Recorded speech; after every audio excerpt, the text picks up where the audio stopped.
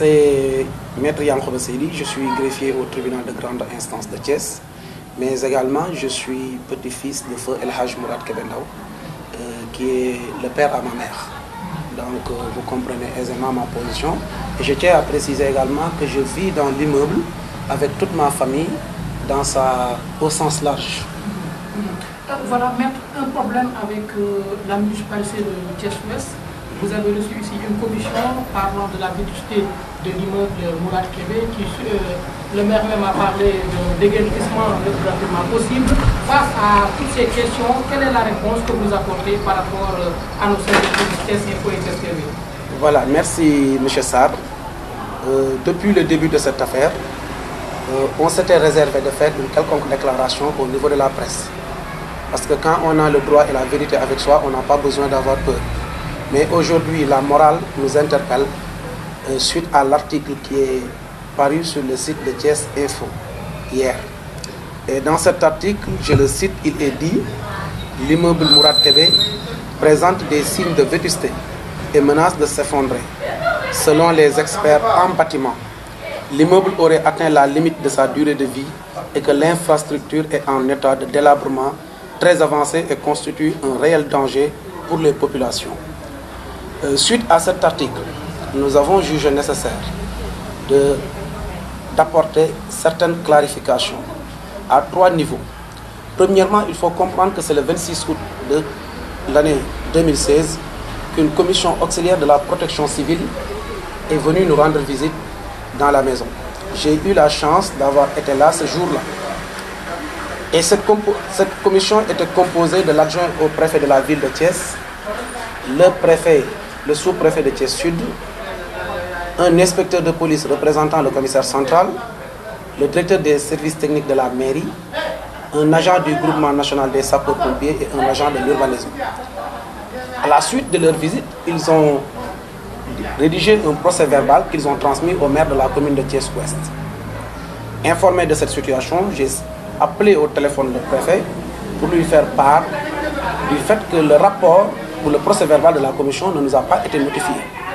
Mais grande fut ma surprise lorsqu'il m'a répondu qu'aucun texte ne lui faisait obligation de nous communiquer le rapport.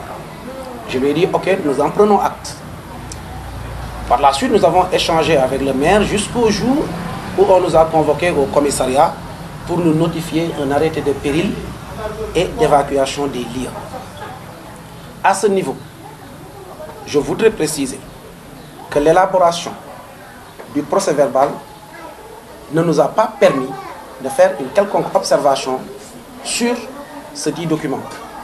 En réalité, ceux qui ont rédigé ce document l'ont fait sur la base de simples constatations visuelles que n'importe quel Sénégalais, vous, moi et autres, sont en mesure de faire. Donc, dans cette commission dont je viens de vous citer les membres, il n'y a pas un expert immobilier. Déjà, dans sa composition, les personnes n'ont pas la compétence technique requise pour parler d'une quelconque solidité ou de fragilité d'un bâtiment. Donc, ça pose problème. Secondo, sur ce point toujours, aucun rapport, aucun procès-verbal ne nous a été notifié. Donc, il y a des vices de procédure parce qu'ils veulent s'attaquer à nous sans nous donner les moyens de nous défendre. Un procès-verbal en quelques domaines, en quelques matières doit être contradictoire. Tel n'a pas été le cas ici. Donc, sur ce point, il faut comprendre que le procès-verbal qui est à l'origine de l'arrêté municipal du maire de la commune de Thiès-Ouest, qui est un arrêté de péril et d'interdiction d'occuper les lieux, a été élaboré par une commission ne contenant aucun expert immobilier. Et j'estime que ça, c'est extrêmement grave. La deuxième clarification que je voudrais apporter, c'est la situation de l'immeuble. L'immeuble qui fait l'objet aujourd'hui d'un arrêté de péril et d'interdiction. Moi, j'habite l'immeuble avec ma famille, mes enfants, mon épouse, mes tantes, mes soeurs, mes cousines. Et je pense que les autorités administratives et municipales ne sont pas plus responsables que nous. Si en un seul moment, on avait senti qu'il y avait un danger, on allait quitter les lieux et moi, je serais le premier à dire aux membres de ma famille, partons pendant qu'il est encore temps, il faut évacuer l'immeuble. Donc il faut que les gens sachent raison garder. Mais maintenant, vous n'avez jamais reçu une équipe technique parlant de la vétusté des lieux, des experts? Il y a une commission, il y a la commission auxiliaire de la protection civile composée par les membres dont je viens de citer le nom, de citer les qualités, qui étaient au nombre de 6. L'adjoint au préfet de la ville de Thiès, le sous-préfet de Thiès Sud, un adjudant du groupement national des sapeurs-pompiers, un inspecteur de police, un agent de l'urbanisme et le directeur des services techniques de la mairie. Donc ils étaient au nombre de 6. Mais dites-moi dans cette composition, qui a la compétence pour parler de la solidité ou de la fragilité d'un bâtiment? Et depuis qu'ils ont élaboré le procès verbal, ils ne nous l'ont pas notifié. J'en veux pour preuve cette correspondance que j'ai adressée au maire de la commune de Thiès-Ouest le 9 septembre 2016. Dans cette correspondance, je lui demandais de nous notifier le rapport. Parce que si vous expulsez, si vous trouvez une personne sur un titre foncier, vous lui dites, monsieur, sortez de ce titre foncier, au nom d'une prétendue sécurité publique, mais il faudra lui donner les arguments sur lesquels vous êtes fondé pour lui demander de quitter sa propriété. Le titre foncier n'est pas un acte précaire et révocable. Tout le monde le sait, c'est une propriété.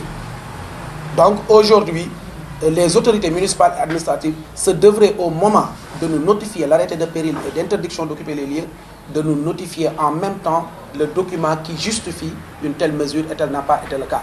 Voilà une correspondance que j'ai adressée au maire le 9. Le 23 septembre, il y a une autre correspondance que j'ai adressée au préfet de la ville. Ça a été transmis le 26 septembre. En même temps, une autre correspondance a été adressée au sous-préfet de l'arrondissement de Thiès le même jour, de même que le maire de la commune de Thiès-Ouest, le 26 encore. Toutes ces correspondances adressées aux autorités municipales et administratives sont restées sans effet. Et j'estime que si les autorités municipales et administratives sont sûres de leur fait, pourquoi jouer au chat et à la souris avec nous pour un document aussi important et qui justifie une mesure municipale, cette mesure municipale qui demande aux populations de libérer l'immeuble? S'ils sont sûrs de leur fait, je défie quiconque d'entre elles. Si vraiment elle est sûre de son fait, elle n'a qu'à nous donner le procès verbal. Et on va faire la comparaison avec le rapport d'expertise fait par un éminent expert immobilier connu du Sénégal et de l'étranger. Et nous allons faire la confrontation pour voir là où se trouve la vérité. Ça, c'est un expert immobilier, sa compétence et son profil ne fait l'objet d'aucun doute et ne fait l'objet d'aucune contestation, aussi bien au niveau du Sénégal qu'au niveau de la sous-région. Donc, vous comprendrez aisément qu'aujourd'hui, le bâtiment que les gens traitent de vétuste, traitent d'être en ruine, l'immeuble que les gens disent qu'il va tomber, qu'il va s'effondrer, il n'en est rien. Il n'en est rien et nous contestons depuis le début, nous contestons le procès verbal et nous continuons à le contester parce qu'il a été élaboré par des personnes qui n'ont pas la compétence technique requise pour faire un tel procès verbal, surtout dans le domaine immobilier. Donc là, vous avez les éléments techniques de prouver que le bâtiment tient toujours et que ce qui a été rendu compte dans la presse ou bien même à travers certains responsables s'inscrit à porte à faux. Effectivement, c'est l'objet de cette interview.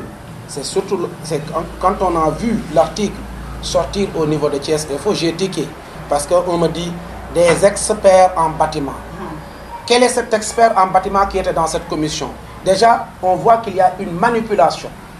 Il y a une manipulation de l'opinion pour leur dire que ce sont des experts. Je ne mens pas, je le jure sur le livre saint. Dans cette commission, il n'y avait aucun expert en bâtiment. Sauf que les autorités veuillent procéder à du faux pour torpiller le procès verbal. Mais dans cette commission composée de 5 personnes, il n'y a que ces gens dont je vous ai cité la qualité et qui n'ont pas la qualité et la compétence pour parler de la solidité ou non d'un bâtiment. Ça, je le maintiens et je le réitère. Mais maître, auparavant, vous n'avez jamais reçu une équipe technique 2 ans, 3 ans, 10 ans en arrière pour parler de l'immeuble Mourad Kébé? On avait reçu la commission de la protection civile. Je crois que c'était en 2009 ou 2009-10.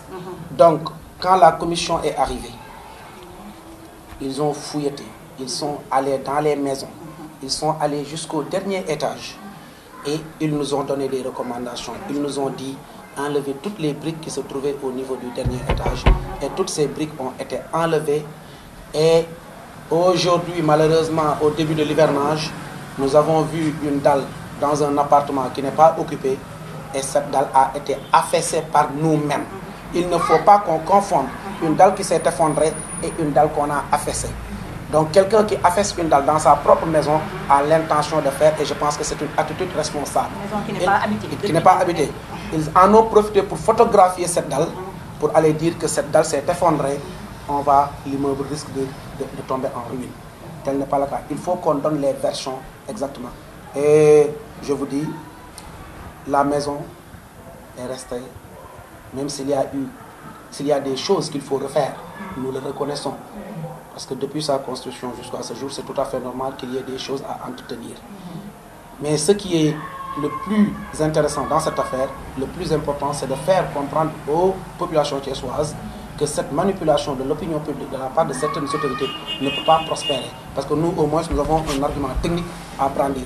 Et celui qui l'a fait est prêt à comparaître devant toutes les juridictions et devant toutes les autorités pour défendre ce qu'il a fait. Ce n'est pas un rapport de complaisance, nous tous nous le connaissons. Elles n'ont pas le courage, du moins, ces autorités, de nous faire parvenir le procès verbal sur lequel elles se fondent pour prendre une telle mesure. L'immeuble, il y a des choses qu'il faudra refaire, il y a des choses qui sont bonnes, des choses qu'il faut enlever. Et nous nous attelons à faire ça.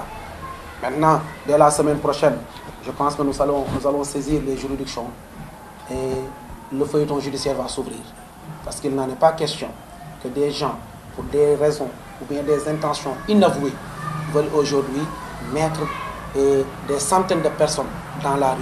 Je pense que le rôle du maire de la commune de Thiès-Ouest serait, au-delà du symbole que représente cette maison, au-delà de ce que représente El Haj Mourad Ndaoukebe, au-delà des rapports personnels que nous avons, le maire est un fils du quartier. Moi, ce que j'attendais de lui, c'est qu'il nous dise, moi je vous accompagne à réflexionner, mais pas de me dire j'ai le courage de prendre des décisions. Tout le monde a le courage de prendre des décisions.